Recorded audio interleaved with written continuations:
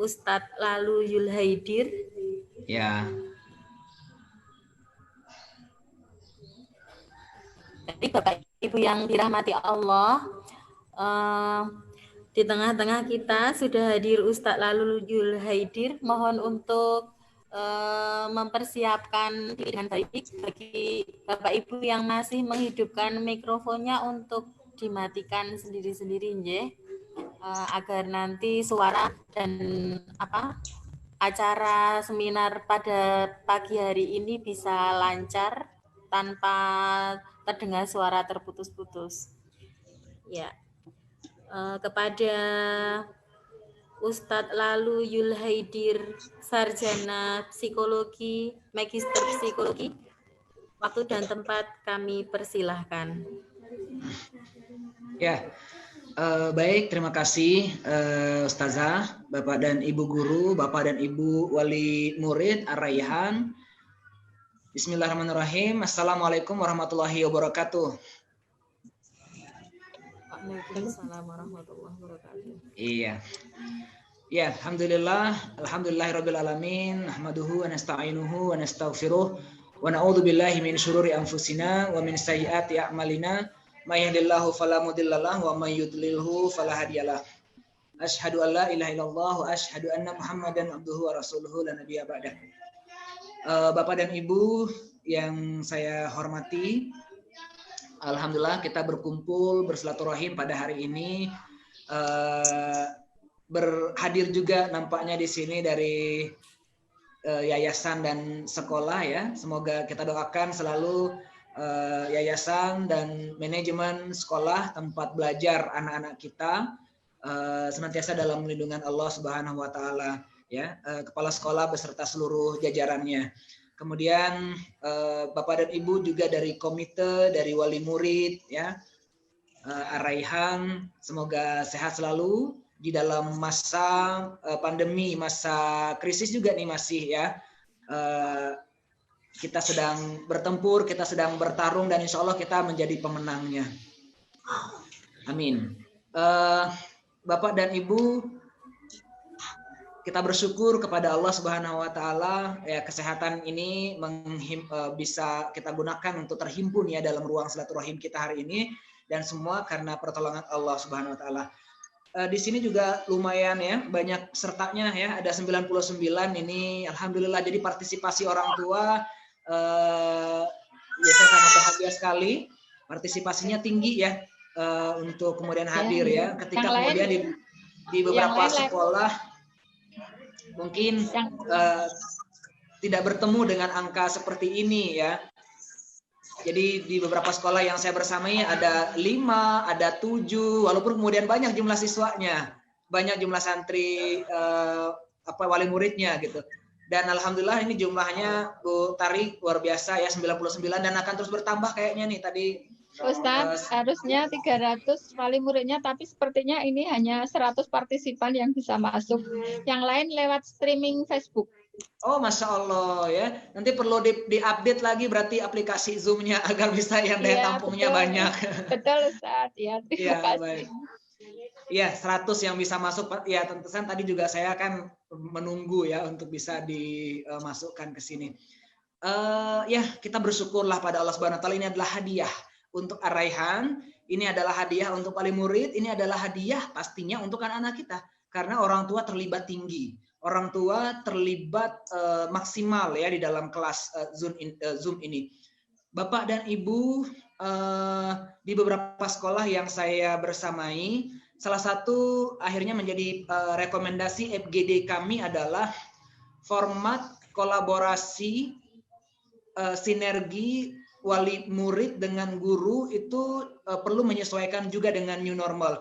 Artinya misalnya kalau kemarin saya mendampingi untuk asesmen psikologi kesiapan belajar anak TKB menuju SD gitu kan, ada beberapa yang perlu kemudian kita monitor, dia udah siap nggak motoriknya, dia sudah siap nggak kemampuan calistungnya, sudah siap nggak fisiknya, sudah siap nggak keseimbangan tubuhnya dan lain sebagainya. Itu kan kita kemarin melakukan asesmen psikologi ya secara online dan offline.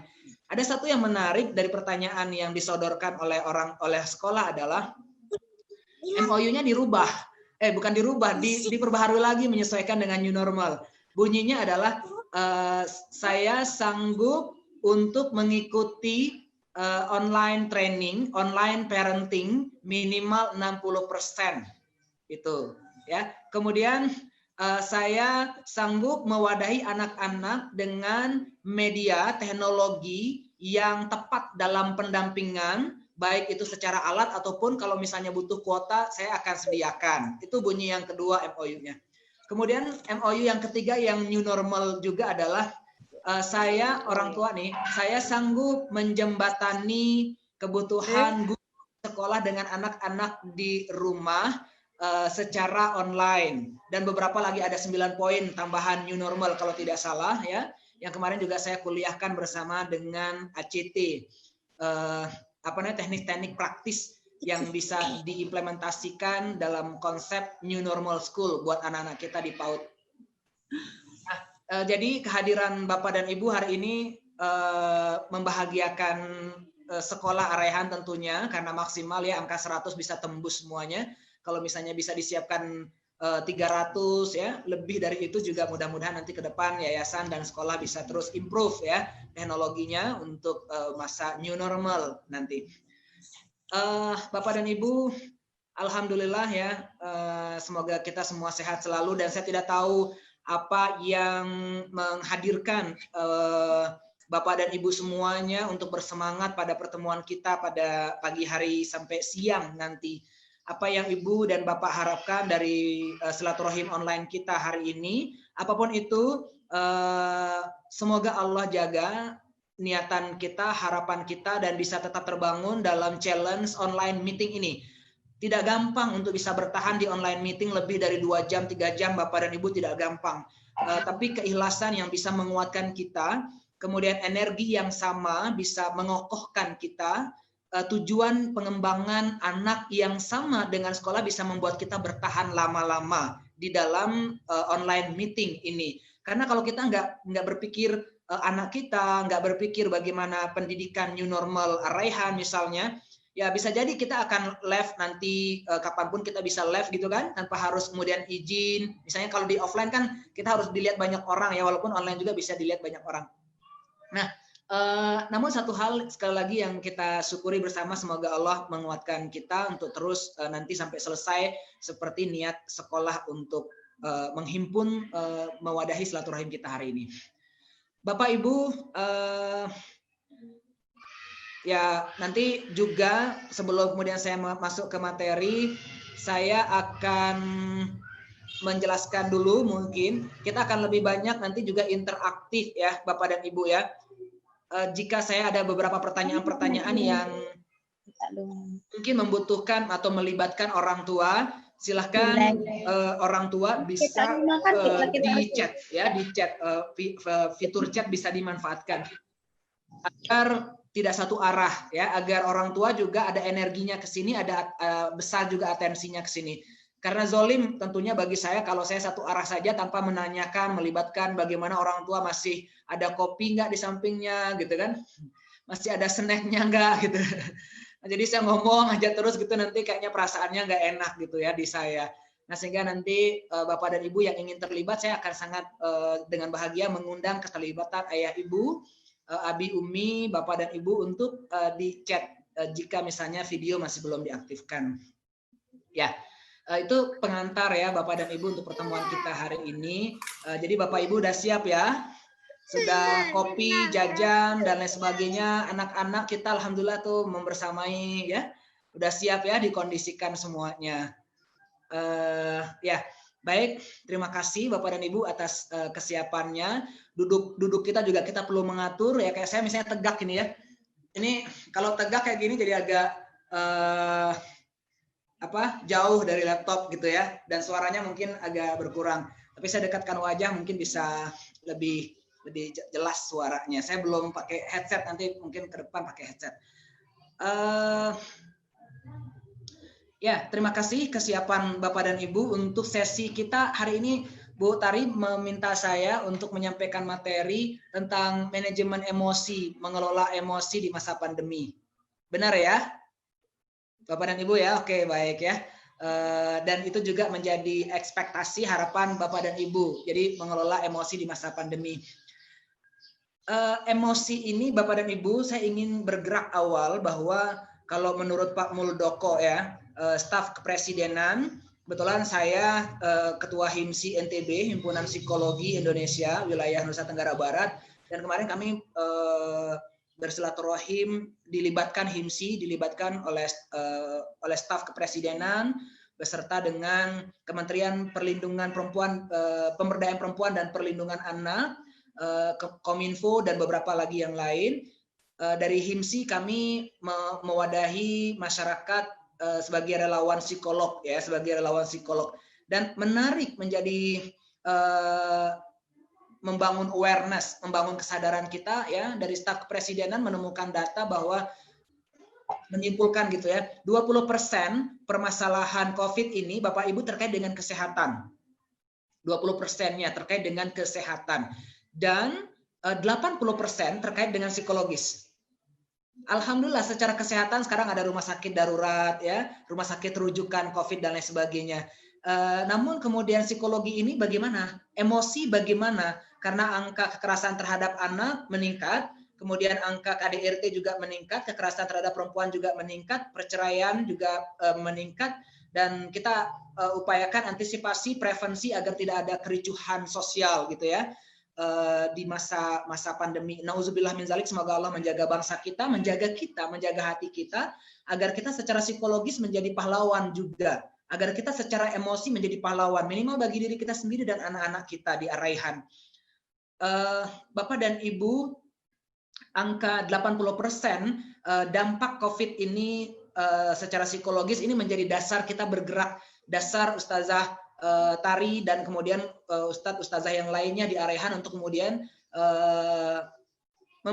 memiliki kepedulian yang besar terhadap emosi dari orang tua, emosi dari anak-anak kita.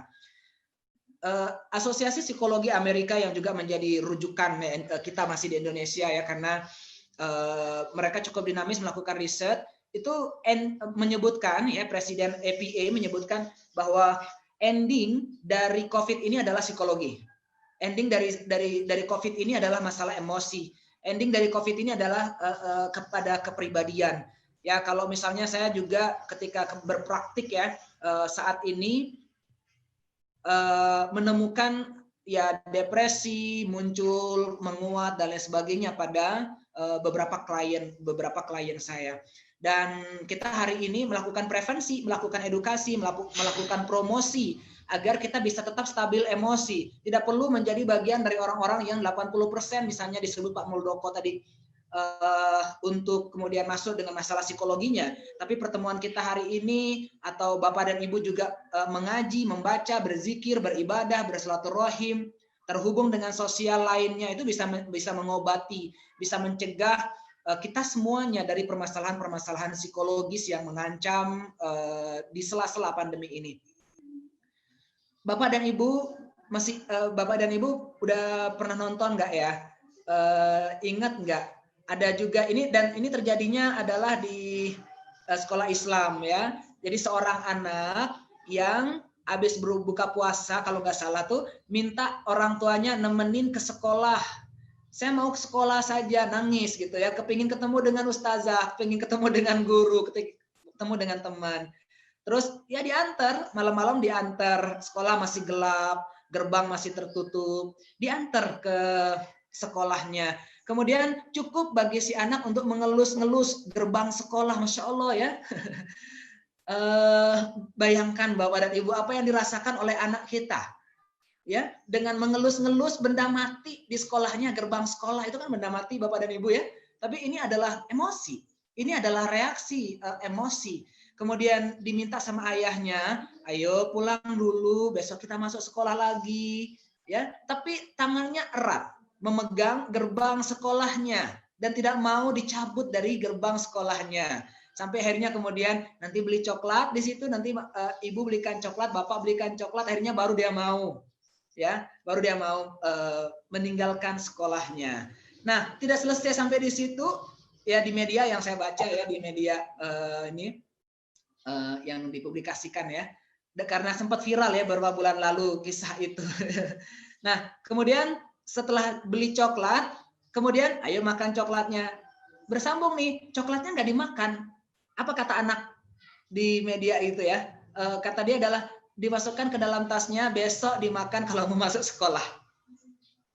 Ya, bisa jadi ini kabarnya benar, bisa jadi kabarnya juga tidak proporsional karena saya tidak langsung ke sumber utama. Saya membaca di media, tapi kemudian boleh izin komen sebagai psikolog misalnya, itu tidak semata-mata bentuk kerinduan anak dengan gurunya, tidak semata-mata karena guru baik dirindukan oleh anak, tidak semata-mata karena sekolah ini bagus maka dia dirindukan profilnya oleh anak, enggak. Bukan hanya itu, yang menjadi perhatian bagi kita ketika kita berbicara tentang emosi adalah anak itu gagal regulasi emosi. Ya.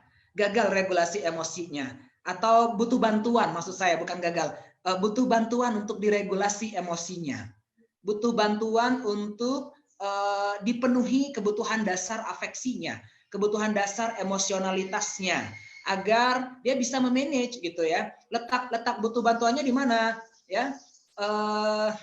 Ya mudah-mudahan itu hanya sekali gitu ya, karena kalau kemudian dia selalu ingin datang ke sekolah padahal sekolah belum aktif gitu ya, atau nggak mau makan coklatnya karena dia berharap coklat ini besok saya akan makan pada saat masuk sekolah misalnya. Nah ini yang perlu diluruskan, yang perlu kemudian didampingi pada anak-anak kita agar dia lebih rasional, agar dia tidak hanya emosi dia yang menggerakkan dia menuju perilaku-perilaku yang mungkin agak kurang tepat ya untuk here and now-nya, di sini dan sekarang kayak gitu. Jadi butuh ya anak-anak kita. Alhamdulillah ya dengan pertemuan seperti ini, sekolah menyapa orang tua. Ya bagus juga misalnya anak-anak kita, saya tidak tahu mungkin Ustazah Tari sudah pernah ya ada pertemuan dengan anak-anak melalui Zoom atau bagaimana kondisi anak-anak, boleh dikasih gambaran sedikit Ustazah? Ya, kita sudah sebagian sudah melalui Zoom, ada yang video call Ustadz. Jadi melihat kondisi orang tua. Karena ada yang bisa, ada yang tidak pakai Zoom. Ya, baik, terima kasih. Nah, alhamdulillah dan hal-hal seperti itu yang Ustazah lakukan itu memenuhi kerinduan anak. Bapak dan Ibu, tepat sekali kalau kemudian hari ini kita berbicara tentang emosi, kita berbicara tentang afeksi. Karena anak-anak usia 7 tahun ke bawah, perkembangan otak optimal itu adalah otak emosinya, Bapak Ibu. Jadi bagaimana menstimulasi otak emosi ini, Bapak Ibu? Jadi dia disapa, kalau kemudian di new normal pandemi ini, dia disapa, kita lambaikan tangan, "Hai Zahira, bagaimana kabarnya? Waduh, bagus sekali bajunya Zahira." Ya, gitu misalnya, dengan sentuhan lembut. Memang tidak cukup karena ini online, ya online. Kalau Rasulullah Shallallahu Alaihi Wasallam menghidupkan emosi dengan menyentuh titik-titik tertentu dari reseptor emosi anak-anak, reseptor kelekatan anak-anak itu misalnya ubun-ubun, ya, rambut. Beberapa anak yang misalnya lapar dia sentuh perutnya sama Rasulullah ya. Kemudian ada yang tepuk punggung, ya. Ada yang tepuk punggung, kemudian tepuk tangan. Kita kalau misalnya dengan anak-anak kita bisa tepuk tangan, itu adalah sentuhan fisik yang menghadirkan emosi positif Bapak dan Ibu. Nah dengan Zoom ini kita mungkin nggak bisa, gimana kabarnya Zahira, nggak bisa pegangan kan, nggak bisa megang kepala mereka gitu kan. Nah tapi dengan intonasi suara, memberikan komentar, "Aduh bagus sekali bajunya, wah itu di samping Zahira ada kursi warna coklat ya," gitu misalnya. Ini adalah emosi, adalah sapaan emosi. Akhirnya anak merasa dekat dengan gurunya, senantiasa merasa dekat dengan gurunya gitu. Dan itu bisa cukup menjawab kecemasan anak-anak dengan suasana, dengan COVID, dengan COVID saat ini. Nah, itu ya Bapak dan Ibu. Kemudian perkara emosi ini Bapak dan Ibu juga nanti saya sebelum saya masuk materi ya, saya mungkin lebih memberikan pengantar dulu di sini. Mudah-mudahan membantu Bapak dan Ibu untuk lebih jelas. Boleh juga diberikan feedback oleh Bapak dan Ibu yang ada di sini untuk suaranya jelas atau tidak. Kemudian kalau misalnya ada yang ingin komunikasikan juga boleh, ya langsung bertanya, langsung sharing juga boleh, bisa lewat chat, nanti juga bisa ya, agar kita lebih interaktif aja, jadi nggak hanya mendengar. Nah, nanti kalau sudah ada saya akan balik ke chat dan saya lanjutkan, tapi kalau nggak ada maka saya akan maka saya bisa lanjut juga untuk menyampaikan dengan ceramah seperti ini. Ya, jadi saya lanjut ya Bapak Ibu ya. Oke, baik ya, terima kasih. Silakan sambil dinikmati Bapak Ibu camilan di samping kiri kanannya ya. Mungkin butuh stretching, butuh stretching gitu ya, butuh peregangan juga boleh, menyesuaikan saja, santai ya. Ya, Bapak Ibu saya lanjut. Emosi yang muncul pada saat ini saya tidak tahu, boleh di chat nih. Kira-kira emosi apa saja yang kerap kali Bapak dan Ibu rasakan selama masa pandemi ini? Ya, nanti boleh diberikan jawabannya, penjelasannya di chat. Emosi itu Bapak Ibu ada tiga Ibu ya, Bapak Ibu ya. Ada emosi positif, ada emosi negatif, ada juga emosi yang netral. Emosi positif itu misalnya emosi bahagia, bersyukur, kemudian mencintai anak-anak ya, menyayangi mereka, itu juga adalah emosi positif. Kalau emosi negatif itu Bapak Ibu marah, kemudian dendam ya, kemudian benci, dengki, itu adalah emosi negatif. Ya, dan marah ya, itu ada dengan berbagai reaksinya, menyalahkan orang lain misalnya ya, itu banyak bentuk perilaku yang muncul dari emosi negatif. Kemudian emosi yang ketiga adalah emosi yang netral ya. Ya, netral ini ya tidak bergerak ke positif, tidak juga terlalu bergerak ke negatif, jadi datar saja. Nah, jadi tiga emosi ini yang kerap kali membersamai kita di masa pandemi. Dan saya tidak tahu wali murid Bapak Ibu Araihan kira-kira emosi apa ya yang seringkali dalam 2 bulan ini muncul. Boleh ditulis ya Bapak Ibu ya. Apakah itu kemudian emosinya positif, misalnya saya selama pandemi ini alhamdulillah sering bertambah cinta saya sama anak, boleh ditulis. Atau saya misalnya selama masa pandemi ini mudah marah misalnya kayak gitu ya, boleh ditulis juga ya. Untuk kenali emosi kita, kenali yang sering kali muncul pada emosi Bapak Ibu saat ini apa? Kenali emosi kita. Nah, ya itu nanti bisa dikembangkan ya. Saya coba cek dulu, belum ada chat yang masuk. Baik, nggak apa-apa, belum ada chat yang masuk sambil saya menunggu. Tentang emosi saya lanjutkan. Jadi emosi positif dan negatif saya tidak tahu apa yang kemudian lebih sering kepada Bapak dan Ibu.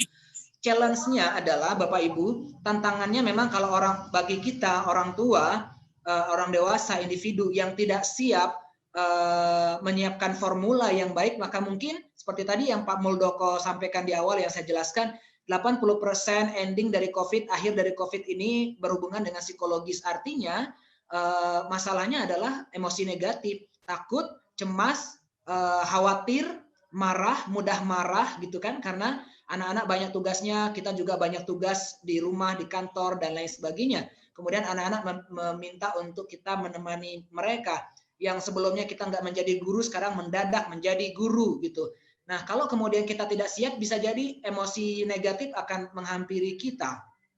Ya, yang kerap kali saya temukan adalah di beberapa forum diskusi saya, yang muncul adalah orang tua lebih mudah terpancing marah kalau yang negatif nih.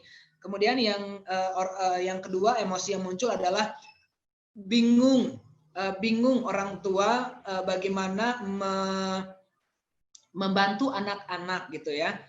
Takut juga, apalagi Indonesia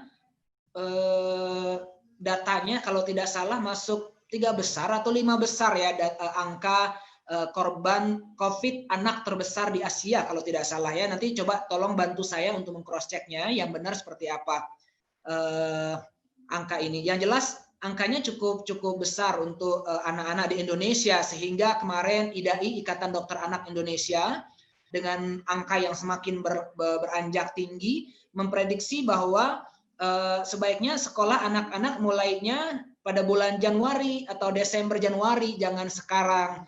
Ya, kalau misalnya sekarang ini kan dibuka tahun ajaran baru per 13 Juli nanti, Bapak Ibu ya.